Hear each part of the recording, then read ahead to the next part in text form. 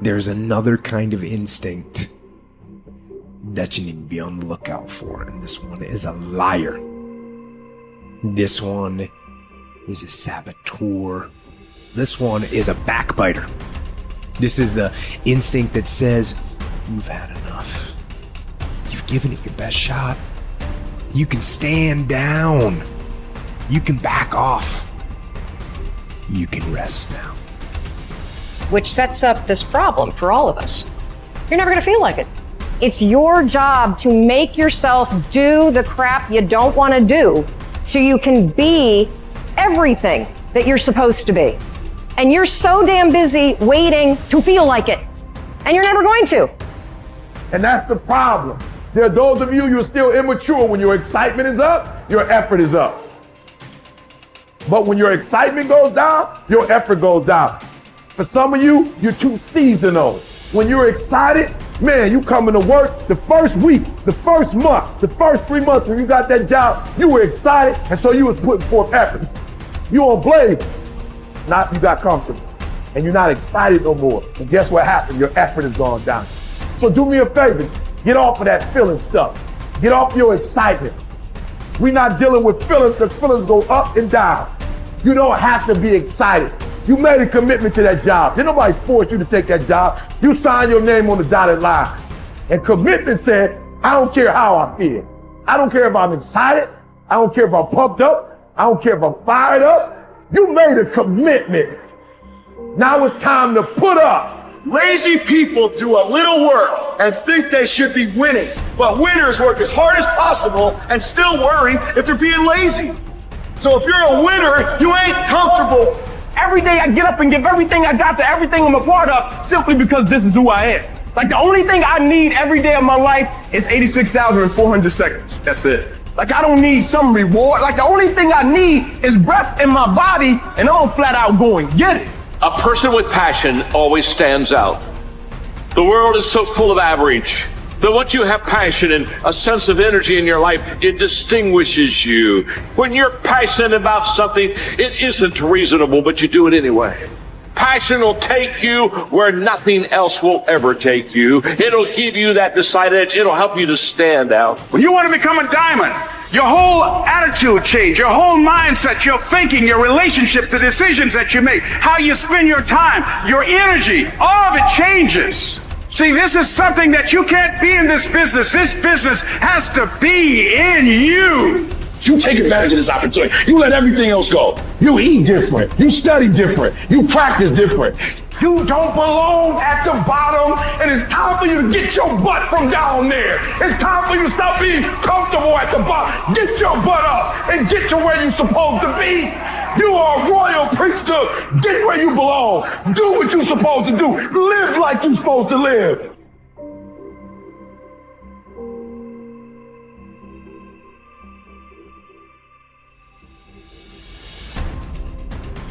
Get better every day. Socrates didn't know much. There wasn't much he held for certain. But he was sure, he said, that we cannot remain as we are. It doesn't matter who you are. It doesn't matter what you've done. Nobody is as good as they could be. Nobody is perfect.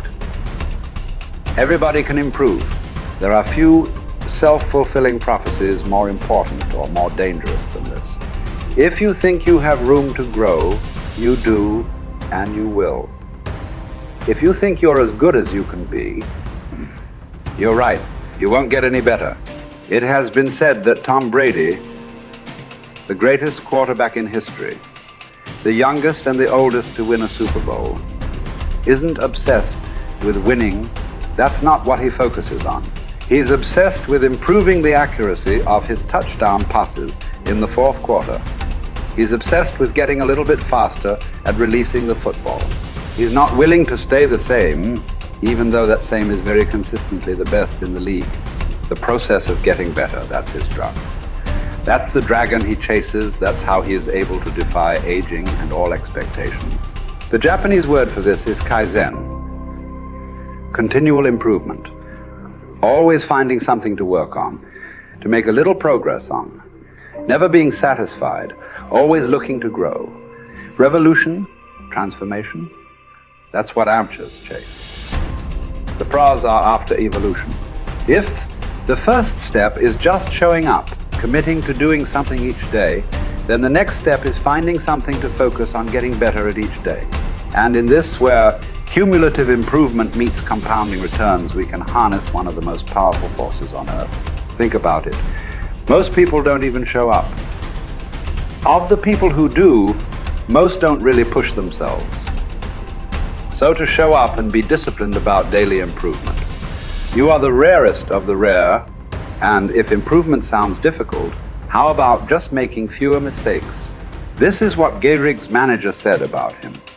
The secret to Gehrig's incredible trajectory as an athlete wasn't just his commitment. It was that he never made the same mistake twice. The guy who began his career blowing at least one play per inning improved to one mistake per game, to one per week, to one per month. To err is human. But to err is each day is to become closer to the divine. We not only hold ourselves to a standard, but we ratchet the standard up as we go. Just as with weight training, what we're lifting should be steadily increasing with each subsequent workout. Our unwillingness to be satisfied with our performance, to be done with our progress, is what keeps us from plateauing. It drives us forward. Is it a little discouraging that we never seem to arrive? That our standards rise just out of reach of our abilities? Absolutely not. We move the goalpost so the game doesn't get boring, and more important, so it never ends. Ultimately, this brings us more pleasure and more satisfaction.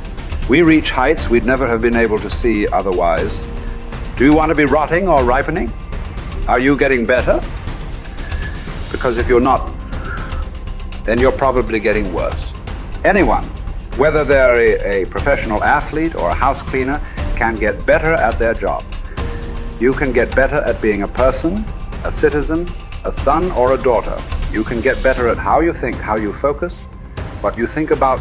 Just as one person delights in improving his farm and another his horse, Epictetus would say, riffing as it happens on Socrates, so I delight in attending to my improvement day by day. He said this as a man who clawed his way out of slavery. He said this from exile. He said this as one of the wisest men in the ancient world. And still, he was focused on how he could get better every day, in every way. One can imagine that for Epictetus, this discipline would have been extremely helpful in those dark times, because it gave him something to focus on, something only he controlled, not his master, not society, not his station in life. But this discipline is also helpful in the good times too, preventing one from getting too cocky or complacent. It doesn't matter what the scoreboard says, or the bank balance, or the sales figures, or the headlines. You know whether you're getting better or worse, whether you're making progress day to day. And if you are, wonderful. If you know there is room for improvement, also wonderful. Either way, your marching orders are the same. Come what may, success or failure, fame or misfortune. A focus on progress lets us look ourselves in the mirror with pride and ignore all the commotion in the background. It's the journey of a lifetime. In fact, that's the way to think about all of this. How much progress could you make if you made just a little each day over the course of an entire life? What might this journey look like? Where might it lead if each bit of progress you made presented both the opportunity and the obligation to make a little more progress, and you seized those opportunities, you lived up to those obligations each and every time? Will you choose to take this journey? Will you continue on, even when you've reached further than you ever thought you could go? Or will you stop there? Are you going to keep practicing? Or have you decided that this is good enough? That you're good enough? Will you remain as you are? Or become what you're capable of? Because once you stop getting better, there's only one direction to go. Do the best you can. The Emperor says in Marguerite Yourcenar's beautiful novel Memoirs of Hadrian, do it over again. Then still improve, even if ever so slightly, those retouches. It's a beautiful irony. You're never content with your progress, and yet you're always content. Because you're making progress. What does it mean to live an infinite life? Clearly, our lives are finite. We're born, we die, we come, we go. But life is infinite. The game of life will continue with us or without us. Which means every single one of us has a choice. We don't get to choose the nature of the game. Life is infinite. We don't even get to choose if we want to play in the game or not. Once you're born, you're in it. We get one choice. Do you want to play with a finite mindset, or do you want to play with an infinite mindset?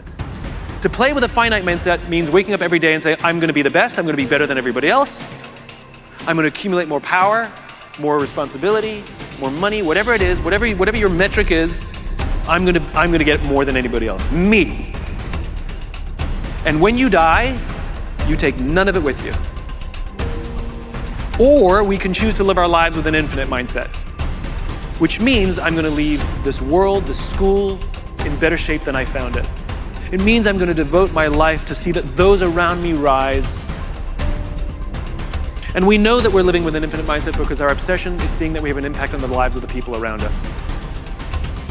We've all had teachers, and some of you are those teachers, where 20 or 30 years from now, I can go to one of your students and say, you're a remarkable human being, you've accomplished so much in your life.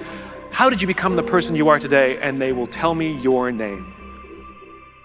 We all remember the teacher who believed in us. We all remember the teacher who had our backs. We all remember the teacher who saw something in us that nobody else saw. We've forgotten all the others, but we remember those couple. And that's what it means to live with an infinite mindset. It means we devote ourselves to that mindset for everyone in our lives. That other teachers will say that about us. Other principals will say that about us. Other students will say that about us. Our friends will say that about us. I am who I am today because of you, and I will commit to live the same life that you taught me how to live. And you will literally live on beyond your own lifestyle, your own lifetime. That when you're gone, others will carry your work for you. This is what it means to live an infinite life, and it is just a choice. Nobody changes until they change their energy. When you change your energy, you change your life. It's the way it is. When you stop using your enemy to reaffirm your addiction to hatred, when you stop using your best friend to reaffirm your addiction to suffering, when you stop using your Facebook to reaffirm your addiction to insecurity, when you stop that whole process and you start going inward and you're no longer relying on those outer things that create those emotions, and you start creating those inner emotional states, you start changing your energy. Now, whatever is no longer a vibrational match between you and that past, present reality is going to fall away. Right. They're just going to spiral out. You're no longer putting your attention on them. In other words, the stronger the emotion you feel with some problem in your life, the more you give it your attention. Where you place your attention is where you place your energy. You're giving your power away, your life force. Yeah. Lower the volumes of that emotion, you take your attention off that person, you're calling energy back to you. Yeah. And you're building your own electromagnetic field. We've seen the evidence of that in many events, because when people start overcoming themselves, the first day, not always, but the energy of the room will drop. Why? Because they're drawing from the field to build their own field. Now when they build their own field the next day and the fields start interfering with the people next to them, whoop, the energy in the room just keeps going up. So now there's no longer a vibrational match between you and your coworker. Be prepared, because that old known thing is going to fall away because you're no longer emotionally and energetically connected to it. So then when you get in that state, it's not a time to try to put it back together, because at the same time these things are unraveling and they're moving towards chaos, and chaos is just unpredictable order. Right. It's novelty, the newness of an experience that you can't predict is chaos. If you apply the formula, and all potentials in the quantum field exist as electromagnetic potentials. They are possibilities. When they begin to synchronize coherently, your brain and heart, you got a strong Wi-Fi signal, because now you're putting out a very laser coherent signal. Right. When there's a synchronization between your energy and that potential that exists in the future, but it really exists in the present moment, because that's where they exist in the quantum. Now,